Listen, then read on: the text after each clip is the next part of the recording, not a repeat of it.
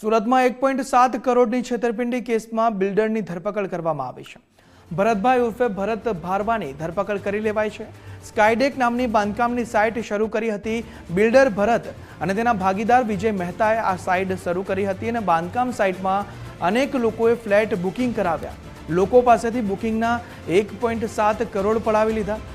3 star hotels એટલે કે 3 star hotels અને ફ્લેટ્સના નામે હોટેલ કોમ્પ્લેક્સનું આયોજન કરવામાં આવ્યું. ફ્લેટવાળી જગ્યા વેચાણ દસ્તાવેજથી અન્યને વેચાણ કરી નાખ્યું. પીડિતોએ ખટોદરા પોલીસ મથકમાં ફરિયાદ નોંધાવી. ઇકો સેલે વધુ તપાસ હાથ ધરી છે.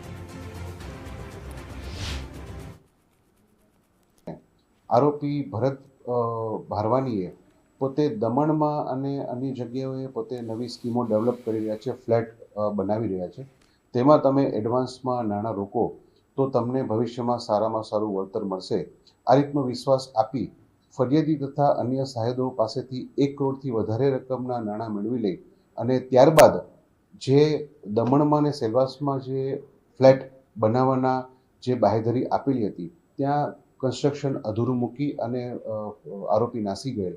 જે અનુસંધાને ફરિયાદીશ્રીએ અમારો સંપર્ક કરતા તેઓની ફરિયાદના આધારે ગુનો નોંધી અને આરોપી ભરત ભારવાનીની ધરપકડ કરેલ છે.